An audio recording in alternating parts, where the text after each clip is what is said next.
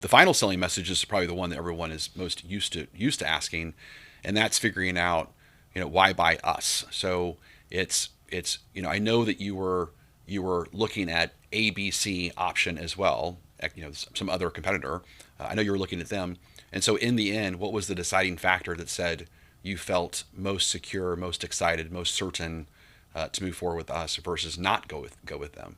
And that's a question that we need to ask. We need to figure that stuff out because that helps us create very specific, very relevant selling messages for our buyer. I think the mistake so often, which is still something we need to do, the mistake so often is we just create these assumptions of here's why a person needs to buy now, or here's why a person needs to leave what they have, or here's why a person needs to buy this or buy from us, and which we need to do. So the second thing I would encourage everyone to do is after they ask everyone, their buyers why they're doing these things, then they need to ask themselves, if they were in their buyer's shoes, why would they do it? Like, why do they think it's a good time to buy right now? What would cause them to leave whatever they're currently doing and consider making a change? Why would they want to buy this product or service over other similar categories that they could possibly do? Why would they want to buy from them specifically? Well, that's really good. And can you imagine how much the marketing department is going to love you when you come and say, "Hey, I asked my last 10 buyers why they picked us over blank, and here's all the answers that they gave." I mean, it's helping you, but I mean, just that now I'm going to use the trusted advisor line. Now you get to be a trusted advisor to your ownership, your marketing department, internally as well. Yeah. So they had to do the research, which is huge, Yeah. because people want social proof. That's a big Robert Cialdini concept from his book Influence. Is they feel safe to buy what other people are already doing. So by you giving these testimonials of here's how other people made these decisions, and so let's see if this applies to you. That's huge. But by selling themselves first on why they would buy now, why they would buy this, why they would buy from us, why they would do it.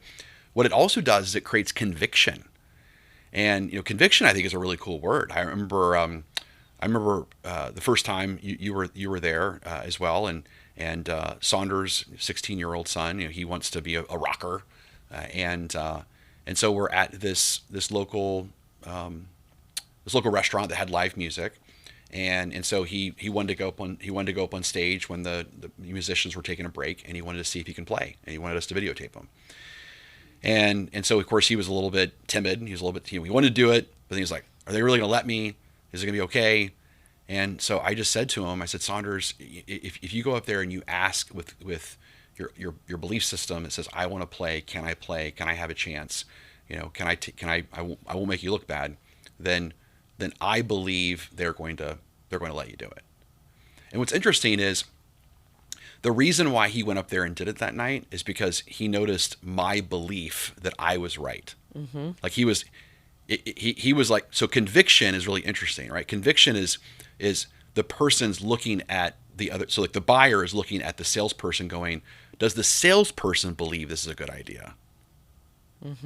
Which I think is an interesting concept. And I think a lot of salespeople, I don't think they have conviction. I don't think so. Like when Saunders went up there, he wanted to make sure that I believed that he could not fail. That I believed that when he went up there, they were going to say yes, and they were going to let him sing a song.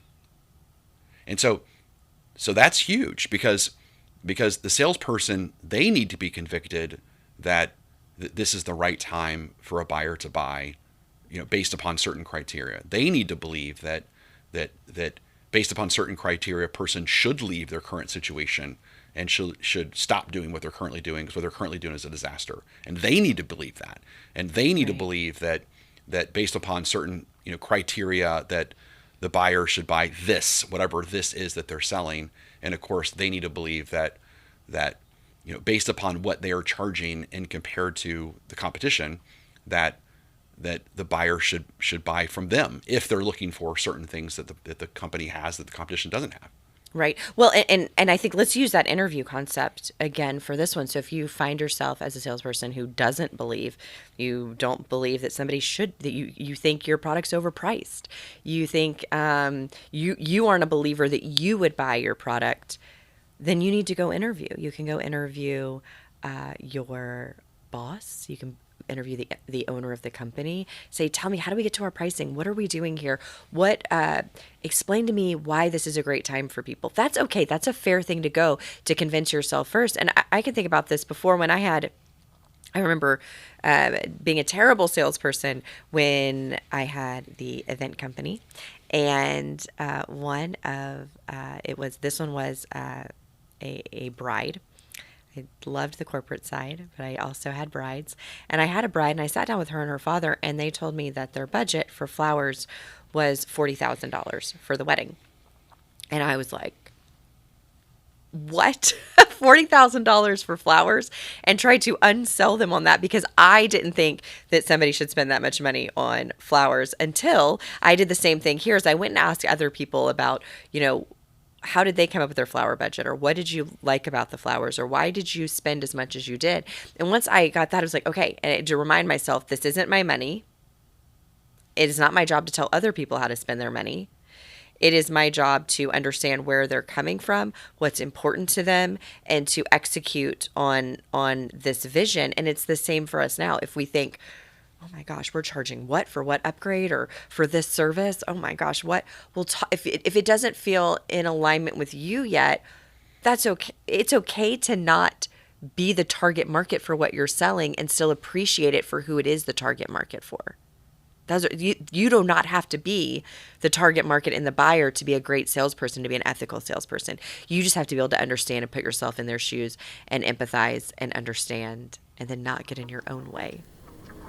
It's brilliant. Thank you. It's brilliant.